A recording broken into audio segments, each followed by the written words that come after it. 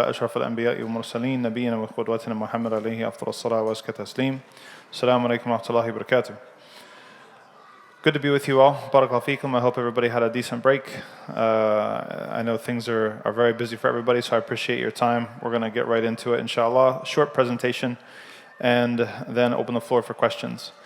One of the reasons why we want to do these things is to establish a culture of civic engagement in the Muslim community. That the structure of the United States, both in its constitution and its laws, it requires constant participation. It is not something that you can sit back and leave it alone. Because if you sit back and leave it alone and do not have an impact on how laws are formed, how laws are implemented and understood and interpreted, you will end up in a very bad situation. And I don't think I have to convince anybody in this room of that. I hope you've been paying attention, at least since 9/11, how if you don't have a say in how things are being formed in society at the highest levels, you're going to end up getting hammered in one way or another. So one of the structural problems of the Muslim community has been lack of year-round activity and year-round participation in these things. Usually what happens, the Muslim community wakes up every 4 years around October, who's running for office of the president, and then we scramble to find who's the least bad person. That is not a plan for long-term success. That we have to make sure that we're thinking longitudinally. We want to affect the quality of the choices that are offered to us, rather than settle for the very, very least. Malcolm X said it very, very powerfully. He said, you're going to end up putting them first, and they'll put you last. And then he said, that makes you a chump. A political chump, which, that in ways only Malcolm could say. But you get the point. So in the wake of the 2024 election, we started a 501c4, which is not the same as a 501c3. 501c3 cannot tell you which way to vote, yes or no, Democrat, Republican, or otherwise. A 501c4 can and should tell you how to vote. We're not going to do that. It's too early in the game today. But we are paying year-round attention to the elections, and we are having regular checkpoints, check-ins with the community to inform you, to keep you abreast of what's been going on, so that you can keep things in your mind. Every single person in this room and every single person in this community should always have 2 months constantly in their head when it comes to elections. The first month is obvious. Which month is the first month? November. What's the other month? May. Why May?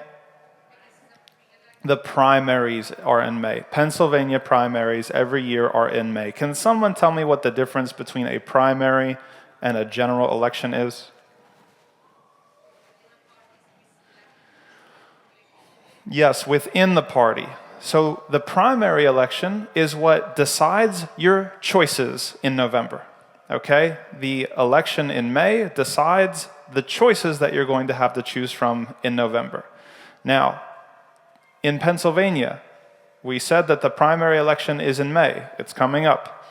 Can you vote in whatever party you want in the primary election?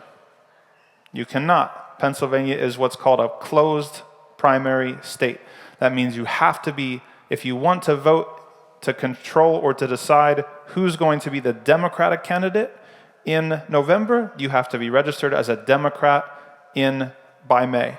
If you want to decide who's going to be the Republican candidate in November, you have to be registered as a Republican by May. And we're going to go over all of that. But just to give you 2 things, we want everybody to constantly remember November and May, November and May. Raise your hand if you have voted in a primary election before. That's encouraging, mashallah. Oftentimes that question is met with complete silence. So we'll get into it now. As you know, we had an election in November. So this is going to present some of the findings of what happened in the election in November and what we're looking ahead to now, because it's not just, again, about planning for the right now, it's about what's going to go on down the road. Our mission is to educate, empower, and mobilize Muslim voters in Lehigh Valley. You already know that. This is Lehigh County, okay? Most of you all live within the county. These are just some maps. We always show these just to show you guys what all is in the scope of what we pay attention to. Here in green, the green barriers separate all of the municipalities within Lehigh County. Whether you're in Upper Macungie or Lower Macungie, most people who come to this masjid are Upper Macungie, South Whitehall, maybe Allentown, etc., etc. The colors in this map represent state-level government, the Pennsyvlania House districts, because again, government has 4 layers. There is the city-level government, your town councils. There is the county-level government, that's Lehigh County. There is the Pennsylvania state government that has representatives and senators as well. And then there's the federal government on top of that, which everybody pays the most attention to, which is also a House of Representatives and Senators. So most people don't even realize what Pennsylvania House district you are in. If you are in Upper Macungie, you see Upper Macungie is split between the 183rd and 187th State House District. Question, how often do these borders change? Does anybody know? 10 years. Yes, every 10 years, they change the borders to the districts. Okay, so we have these borders until 2030. Why 10 years? What else happens every 10 years? Census, exactly. Every 10 years the census happens, the government redraws the boundaries, both of the federal districts and of the state districts, not of course of the municipalities. Here's what the state senate districts look like mapped onto the municipalities. There's only 3 in our area. Most of you live in Senate District 16. Okay. 2025 was a very important year for Pennsylvania, even though it was an off year. An off year, we mean in the odd years, we have municipal elections across Pennsylvania for the most part.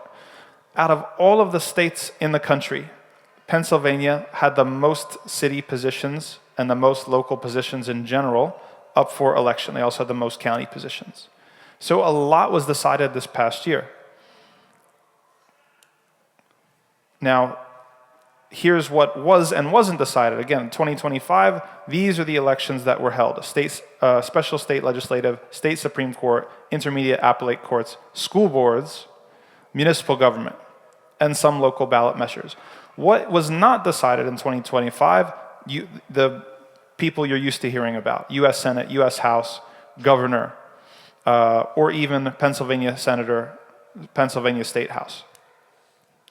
Major takeaways from this past election, 3 main points. 1, as was anticipated, the Democrats make a huge comeback. When you understand how history moves, usually the person who is out of power has the most motivation to come back and get in power. That's going to be very, very important when it comes to what our suggestion is going to be for 2026. That we saw Democrats sweep a whole lot of positions in the local elections because the status quo from 2024, of course, was that the Republicans swept most things nationally. They're in control of the House of Representatives and the Senate and the executive. The second main point is an uptick in turnout. We'll show you the numbers of what turnout is usually expected. Many more people came to vote in this particular election than normally are expected. In my hypothesis is that in difficult times, in times where there's a lot of people are paying attention to the news, you all, I'm sure, are watching the news with ICE and what they're doing and how they just shot the lady in the face yesterday, and all of the things they're just grabbing people off the streets. It politicizes people. It makes people pay attention when it affects your life. Unfortunately, we should have more solidarity and empathy than that, but most people, they start paying attention when it affects their lives.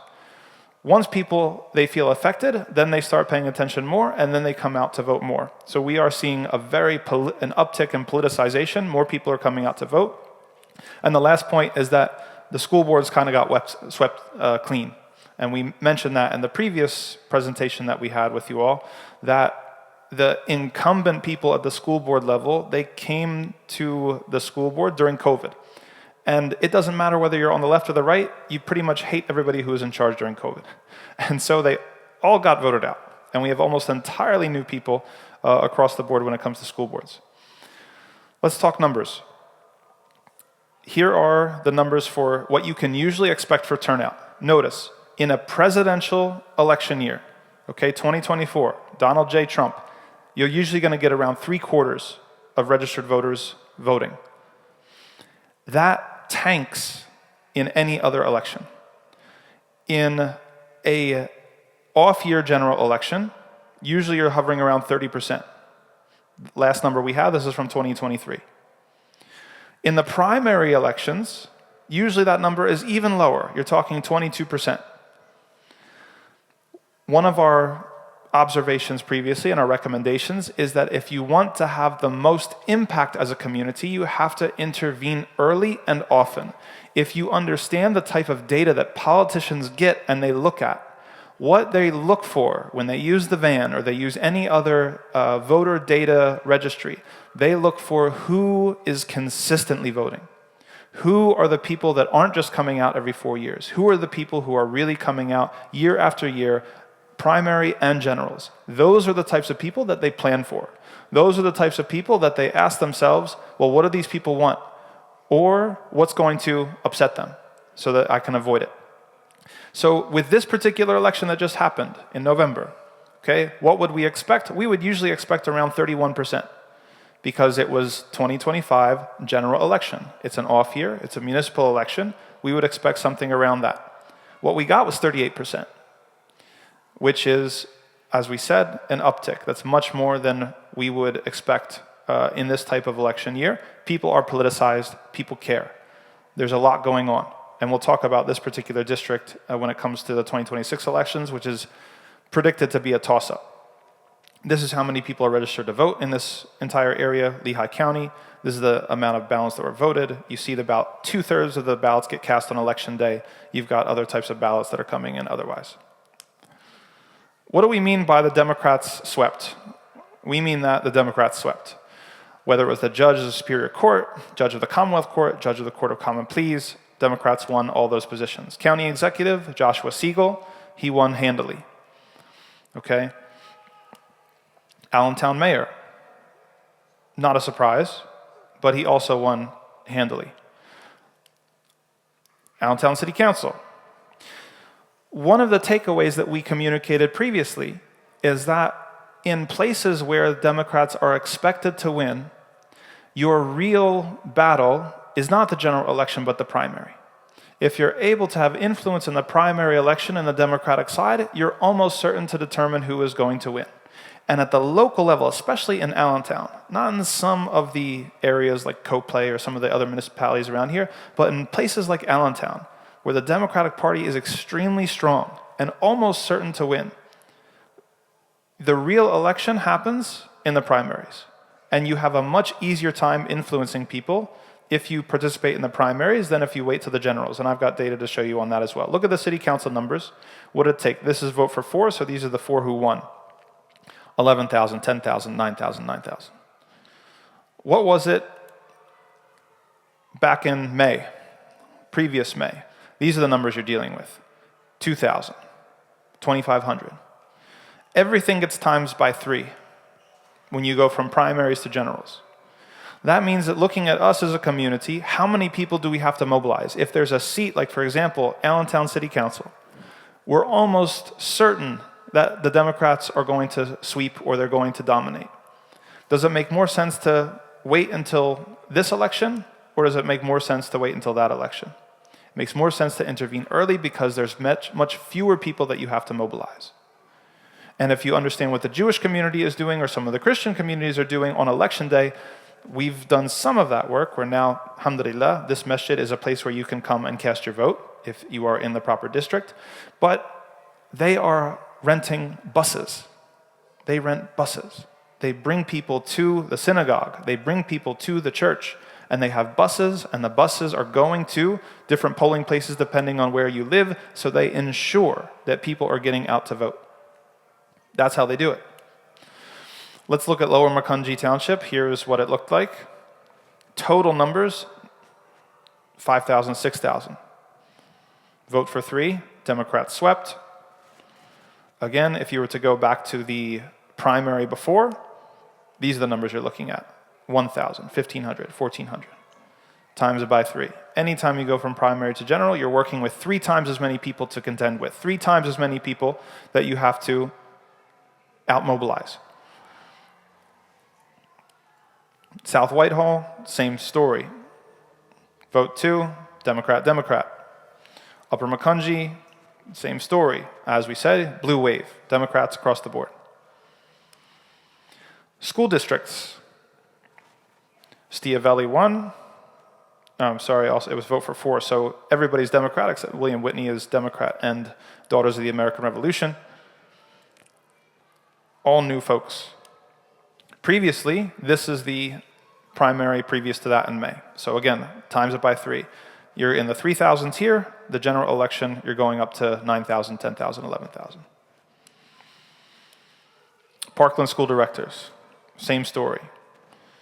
Democratic sweep with the Daughters of the American Revolution thrown in there. You're looking at 10,000, 11,000, 12,000. Previous primary was around 3,000. You get the idea. What's next? Everybody in this room and everybody that you know has to be registered to vote.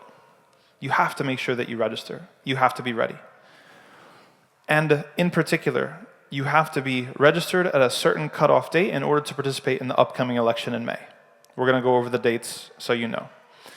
2, what this group is doing is this group is trying to put together a strategy for the primaries. Now, as we mentioned, we expect the blue wave to continue from this primary into the generals. Usually, the party, especially in a swing district, again, statistically speaking, they have rated Lehigh Valley, this federal district, PA 7, as Republican +1. In statistical terms, that means that's a toss-up. McKenzie is not safe whatsoever. They consider this federal district a toss-up. Who's more motivated to get out the vote? Almost always, it's the party that's out of power. It's the party that lost. You have a field of contenders from the Democrats. We're going to just show you who they are. We don't have any recommendations, and we probably wouldn't do it in the Musalla anyway, if we had one. But the idea is, how this works, is that they are vying to get the Democratic nomination in May. They need us. And they are highly motivated because they want to take the power back. That is the point at which you start to negotiate. This is some eerie lighting. It's like got ominous. Like I started talking about the Democrats. I started talking about the Democrats and the lighting got ominous. Ooh. So how it works, it's just like the souk. It's just like the bazaar. You don't go in flashing your money and saying, please, please, pick me, pick me. Who will pick me? Please, please, somebody, look at me. That's the opposite. We have to organize ourselves into a voting block. We have to approach and establish relationships and communications with these different potential candidates, and we have to see what they're offering. And by the time we receive the best offer on the table, we have to look, what's the best offer on the table? And that's the offer that you take. But you have to be a little bit of, oh, this is what they're offering, this is what they're offering, what can you do for me? And when it comes to our particular issues, I want to tell you something that's coming up. That we have, Pennsylvania has moderate anti-BDS legislation. It's not as strong as Texas, but it's open to interpretation. We have a bill that is going to be introduced in the coming calendar year at the state level that will try to impose the IHRA definition of anti-Semitism. Is anyone familiar with that definition? So the IHRA definition of anti-Semitism was concocted by Zionists in order to conflate criticism of Israel with criticism of Jews as Jews. And that's why one of the most important fights that's going on right now across the country, at the state level, at the federal level, and with school boards and also at universities, is Title VI interpretation and which definition of anti-Semitism is going to be used. If you use the definition that was concocted by the IHRA, then it is going to implicate almost all of our pro-Palestinian activism. You can't even use the word genocide. If we instead use, let's say, the Jerusalem Declaration definition, then that's something that is reasonable. It's something that's talking about anti-Semitism as criticizing Jews for being Jews, which is something, obviously, that we would not, we wouldn't do that. We wouldn't criticize Jews just for being Jews. We're criticizing a political movement. So those types of things are at stake, and much, much more is at stake. What we are currently suggesting, and of course, all of this is non-binding, but our suggestion right now, anticipating that the Democrats are probably going to come back into power in this district, we would suggest that people register as Democrats for the coming election in order to vote in the Democratic primary and attempt to influence who is going to be on the election ballot in November. Mackenzie has played it pretty safe in some ways. He has received money from AIPAC, from our sources, from everything that we have been able to see. He has recently voted against stopping Trump in Venezuela. He has not been as belligerent as a Ted Cruz or somebody like this, but he is someone who is vulnerable. And we think that there is leverage on the Democratic candidates, that if we're able to register en masse for the Democratic Party for this year, and then we're able to twist their arm or convince them to take a stand on Palestine in some way, shape, or form, that this could be a good thing.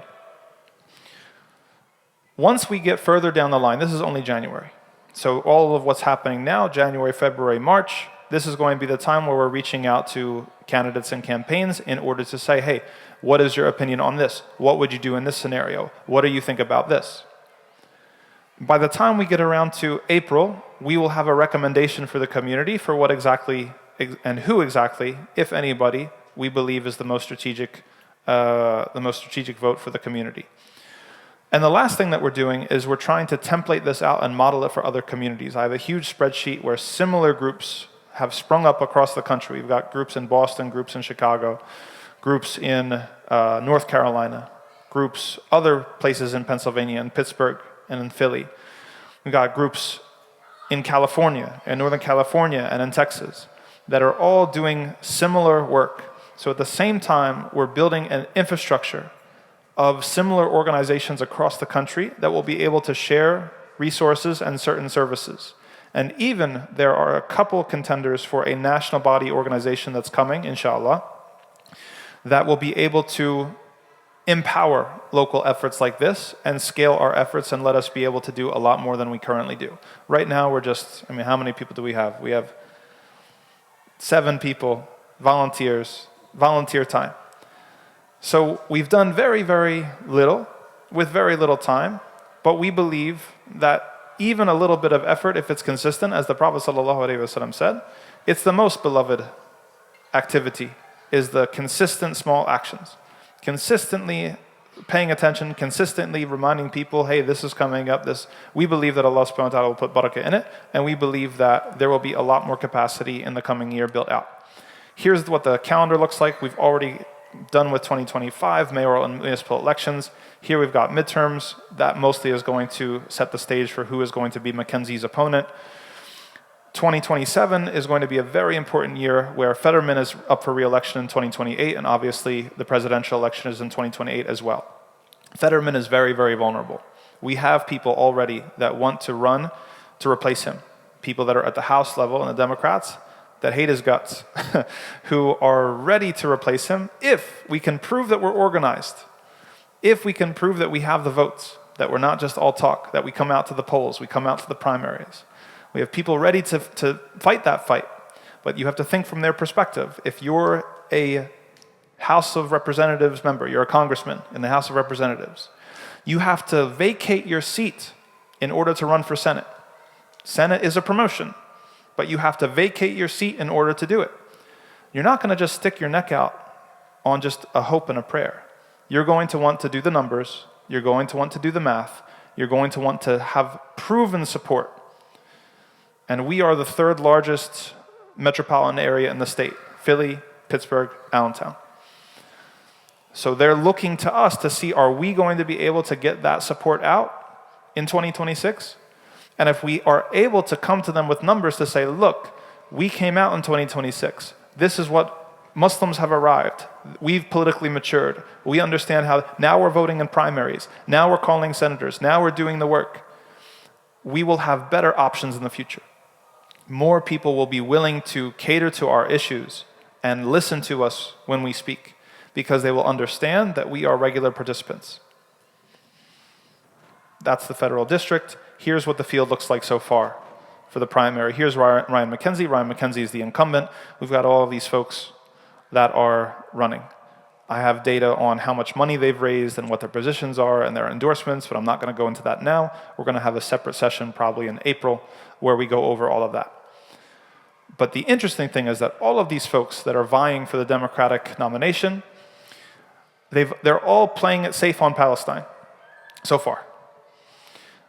Most of them, I should say. Most of them are trying to focus on labor and immigration. They're trying to position themselves as anti-Trump, and they're hoping that that will be enough. So you see that you have to bring them out of their shell. If they're going to stick their neck out, you have to have a relationship with them to explain to them that this is very important and we're not going to come out and support you unless we see X, Y, or Z.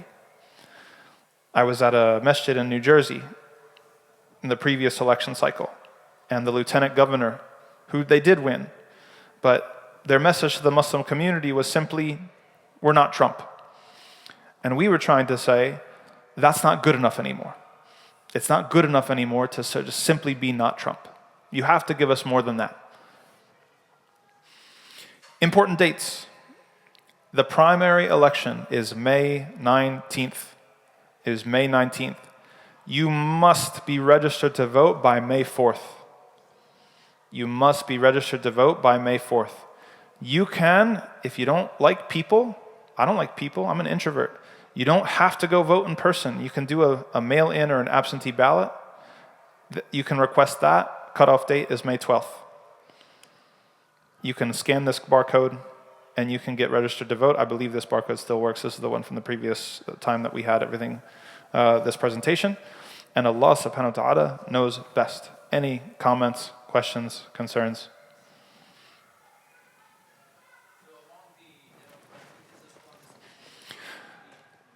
We're not ready to say that yet. I mean, there are because there are many factors that go into answering that question. One is viability. So a lot of times there's a tension between ideally who's our favorite person with the best positions, and then there's viability. Viability is how likely is this person to win? And viability has factors to it as well. Viability goes down to name recognition. In the New York City mayoral election, at the beginning, Cuomo had excellent name recognition. Even though he was tainted with scandals, everybody knew his name. Nobody knew Mamdani's name. He was at 1%. He was polling at 1% in the very beginning. Now, through his charisma, which is pretty much off the charts, he's a generational talent when it comes to charisma and communication, he was able to overcome that, and so his viability got stronger and stronger as he went.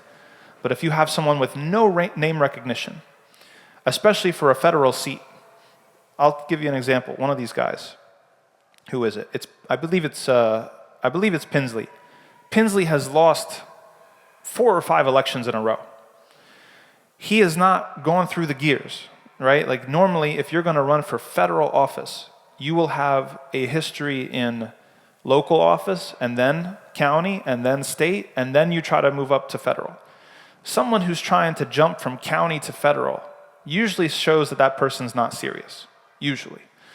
And there's also how much money you have on hand. What people have endorsed you. Some of these candidates have already over $1 million at their disposal. Some of them only have a couple thousand.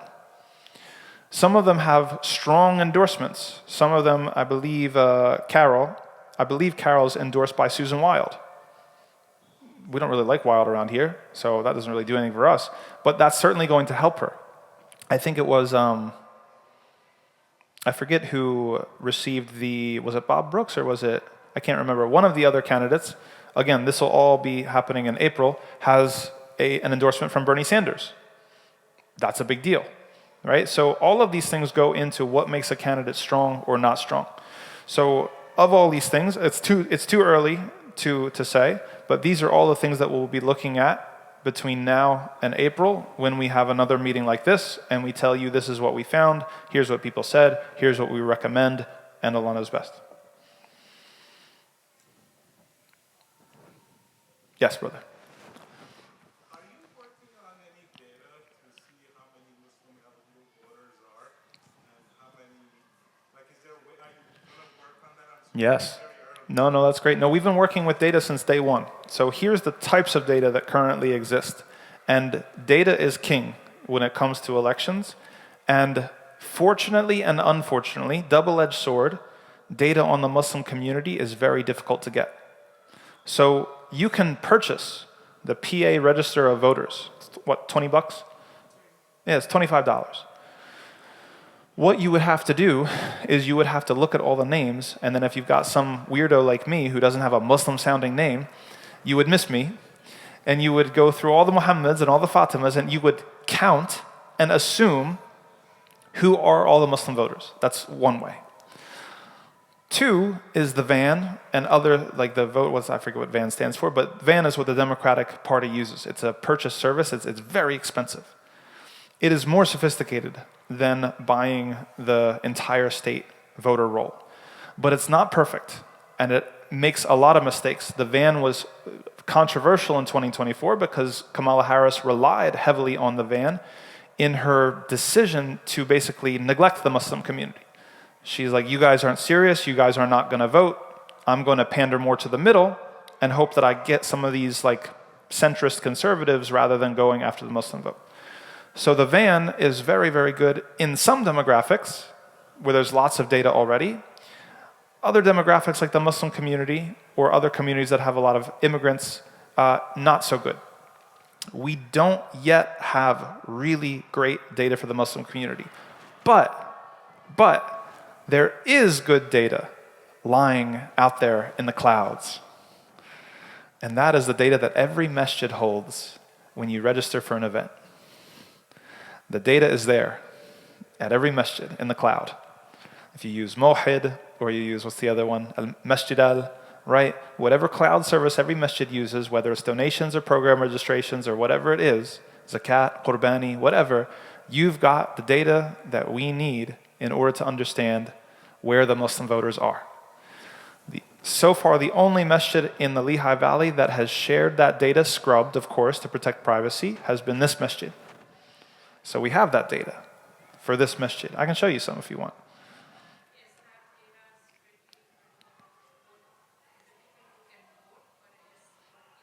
No, it's not for the people who can vote, but it shows us a sense of where people are located, right? So basically, we have a bunch of addresses where we're able to map out, we have this many people in, and we're able to match it to voter district. And that's actually very tedious as well, because the addresses go by zip code, of course. The zip codes do not perfectly correspond to voting district. So we did ourselves, manually, took a lot of time, go from addresses with zip codes to voter district to find out the areas in which the people who come to this masjid, where they live, in which district. Let's take this particular community. Upper Makunji is very well represented. From Upper Makunji, there's 8 districts, voting districts. We have the most amount of people in District 1 and District 5.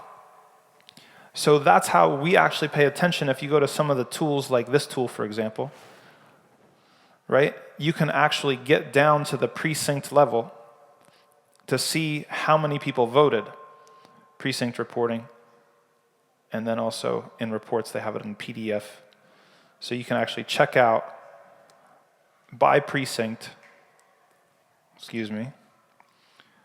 Let's say we want to go to, let's go to it real quick. Let's go to Upper Makunji. I know we have the most people in 5th district.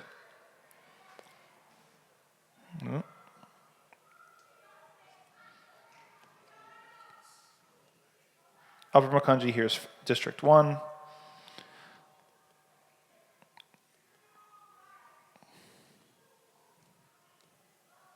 District 2,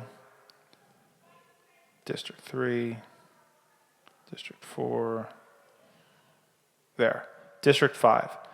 This is our total. That's our vote count for this particular election. Okay? What that means is we can try to note our particular voter turnout, or as much as possible. What the next step is for us is to be able to do exit polls where we try to estimate how many of us are coming to show up. And then we check that against the voter data that's provided by these types of services to see, are we increasing over time? Are we getting more people out to vote?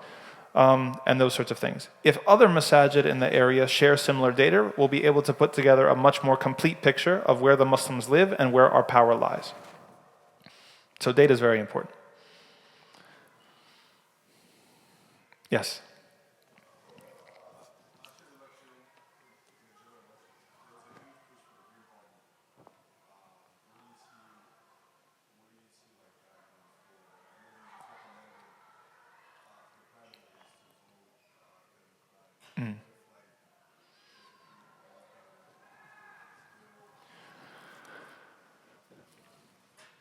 Good.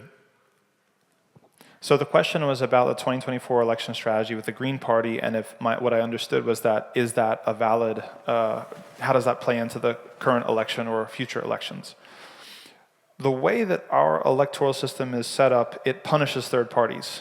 It's very, very prohibitive, which limits the usefulness of third parties, except in my opinion, one particular situation. And that is a situation where you're trying to register a protest vote and you're trying to quantify exactly how many people whatever party X lost. So that was the idea behind the strategy of voting Green Party. It wasn't even that we love the Green Party or we thought the Green Party was particularly good. I mean, they're good in some things and bad in other things. But the idea was, if you had a sizable amount of people vote for the Green Party, then it could have been like, look at what you lost. Now you have to take it seriously. People didn't end up voting for the Green Party in significant numbers, but the Democrats still lost badly, which meant that they started to doubt whether their strategy of turning away from the Muslims entirely was a good one. And internally, they were admitting it among themselves, though externally they were denying it because they didn't want us to know that we're actually powerful. Once Mamdani won, and Mamdani demonstrated that you can win as a democratic politician on a big scale with a pro-Palestinian discourse and platform. Now we're starting to see more Democrats jump onto that bandwagon. You have to remember, politicians are transactional. Most of them are not passion ideals, like I'm going to be the person that changes everything. They want their careers. They want to advance. They want to go from city to county to state to federal. They want to go from the House of Representatives to the Senate to the presidency. They want to advance their careers. In order to advance their careers, they have to keep winning. If you don't keep winning, you end up like that one guy I just said, that he's lost 4 elections in a row and no one takes him seriously. You have to keep winning if you want to keep moving in politics. And so we're trying to leverage that against them. That if you want to keep winning, then you have to do X, Y, and Z. So that's where we're at. Thankfully now, that's why 2026 will be so significant for the Muslim community, because we're on a precipice. We're not quite there, but we're close to people taking us seriously. People are starting to wonder if support for Israel is really worth it at the end of the day. Many people are starting to jump ship. 2026 will decide whether that trend accelerates or whether that trend dissipates. If in 2026, pro-Palestinian candidates, or America First, whatever you want to call it, depending on if it's Democrat or Republican, if they win the primaries and then they win their generals, you will see more and more people. It will prove further that you can win, you can advance your career. It's not a career stopper. And that actually even we might get to a point where support for Israel is actually a liability. But 2026 will determine a lot of that. So this is part of the strategy in seeing where things go in 2026. Someone else, yes?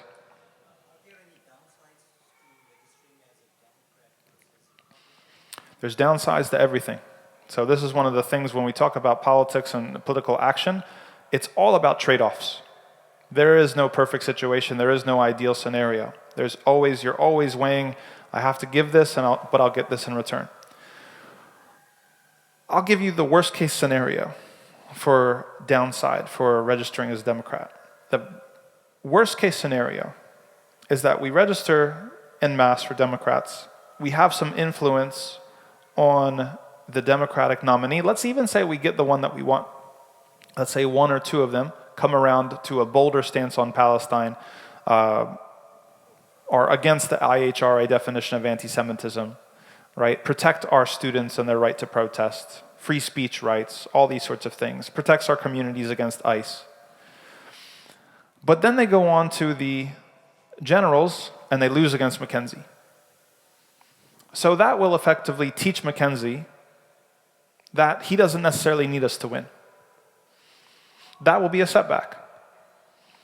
But the calculated risk is that it's +1, again, statistically speaking.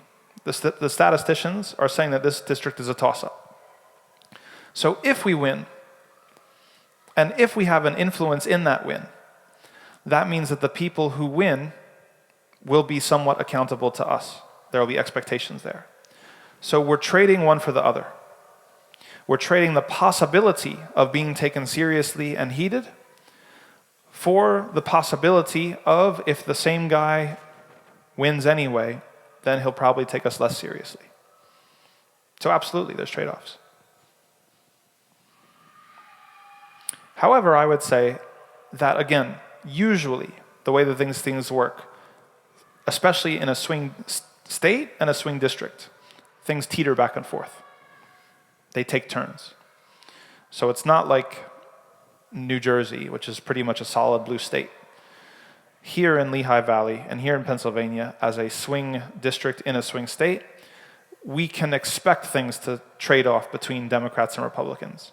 If the Republicans are in power now, we expect that the Democrats are going to come back into power at some point in the near future. So then the question becomes, how do we use that in our favor? Who's hungriest? Who wants to be in power the most? What are they willing to do to get back in power? How do we play that game of chicken where we're saying, yeah, we don't like Mackenzie, just like you don't like Mackenzie, but we're not going to give you our support unless you do this for us. It's a game of chicken, but it's one that you have to play in order to move them and to get them to do what you want. Yes?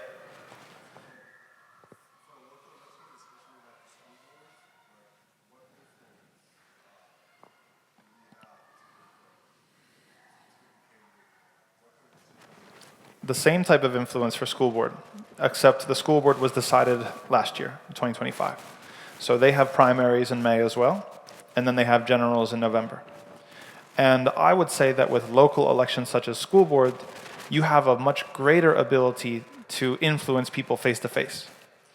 Folks at the federal level, you might not ever see them. Very few are the people who are going to get FaceTime with Mackenzie or whoever is going to replace Mackenzie if Mackenzie loses.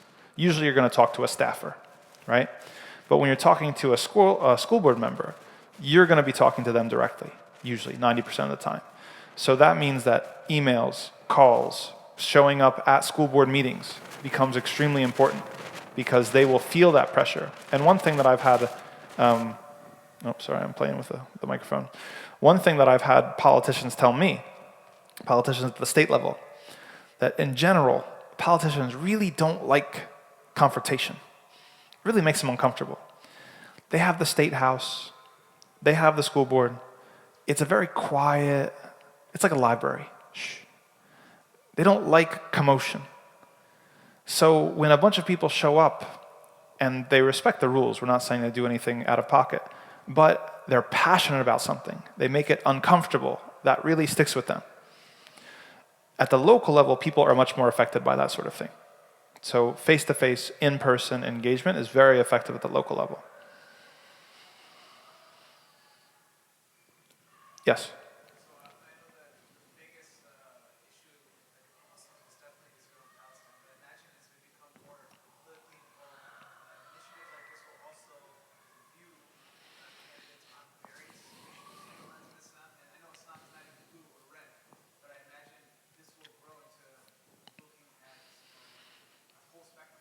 Absolutely. Yeah, so one of the first things that we did and one of the first presentations that we gave over a year ago was demonstrating that all of the issues that affect us as a Muslim community are several. There are several.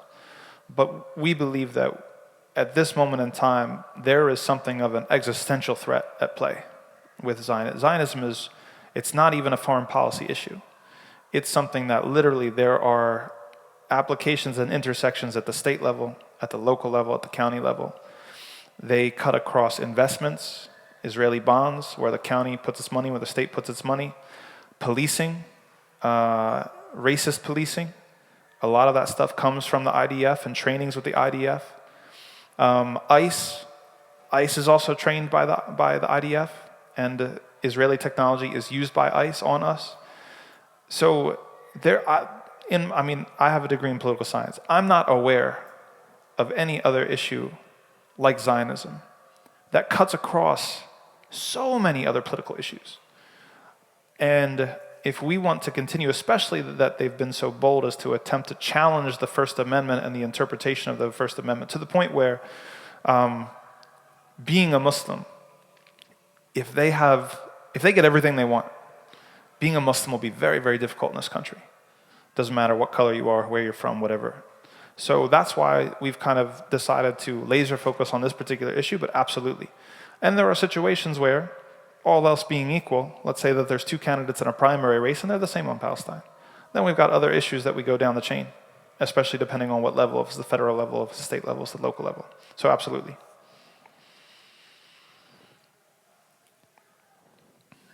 Yes, brother.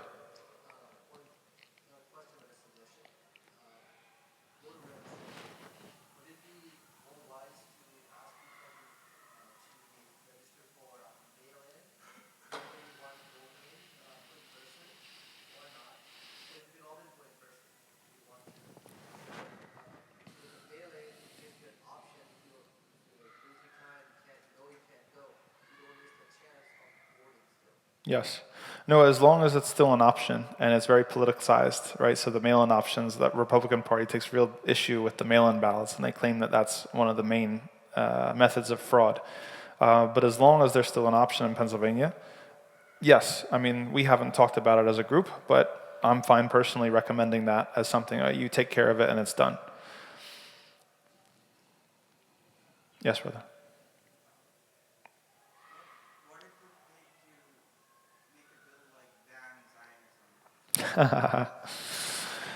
So this is where we get to the infrastructure, the national level infrastructure. And I have good news that there's really important and encouraging developments that are happening at that front. There's one organization called For the People that's coming about. I'm an advisor for that organization that I think is finally going to solve the issue of the national level vehicle that's going to be able to template this stuff out.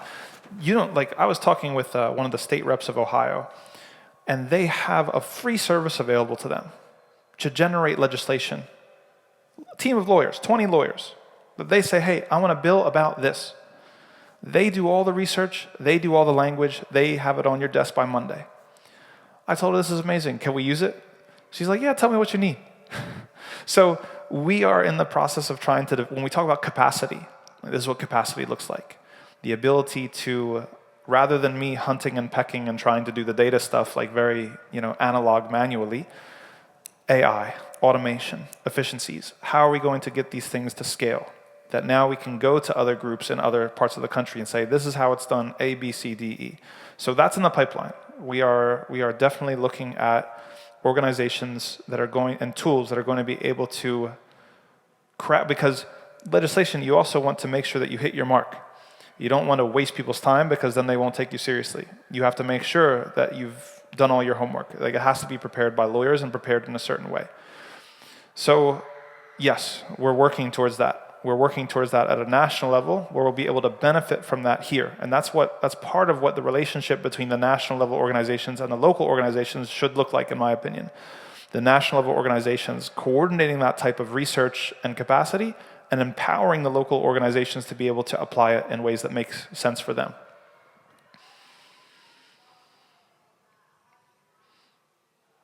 Yes?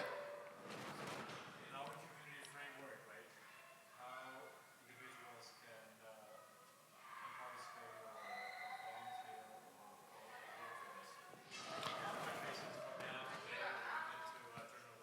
Yes, fantastic. If you want to volunteer, raise your hand if you're with the moral vote. Raise your hand. See any of the brothers. No. If you're actually part of the group, like see the brothers here. And we'll sign you up and we'll get you also for the sisters. We have people on the sister side that are that. So we'll get you plugged in, inshallah, and we'll get you on something. We need all the help we can get, especially as we get to May. But even people who are willing to go and to chase down the contact info for some of these campaigns, some of them are very shady. Some of them won't give you the time of day. Some people just blow you off. They won't respond to your emails. They won't respond to your calls. Even somebody who just wants to bother somebody. Or people who have time that want to show up to the school board meetings or things of this nature. We have that hopefully in the future. We haven't done it yet because we don't have the manpower. If we had 10, 20 more people, we would set up a schedule. We would say, here's when the city council meets. Here's when the state legislature meets. Here's when the school board meets. Let's divide 4 people over here, 4 people over here, 4 people over here. We always have a presence at these meetings. We're always listening in for something that's going to affect us, as opposed to waiting until it happens and then like, oh no, they're going to, I don't know, impose something crazy on us and now we have to scramble, right? So that is a manpower issue. When we get the manpower, then we can do things like that.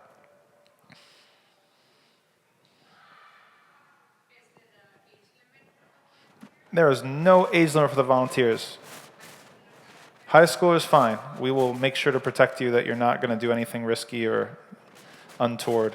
We'll get you something nice and safe and boring.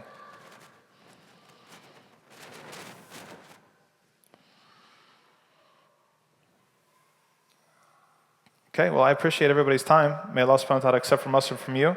We'll have these, we aim to have presentations like these, conversations like these once a quarter. So we're in Q1, right? Quarter 1 of 2026. We'll hope to have one April, inshallah, where we have more information with the candidates and what we recommend, whether we do it in this room or a different room. So stay tuned. Make sure you register to vote, inshallah, and make sure that you pay attention to the primary election, inshallah ta'ala. Subhanakallahumma bihamdika, ashhadu an la ilaha illa anta, astaghfiruka wa atubu ilaik. Assalamu alaikum wa rahmatullah.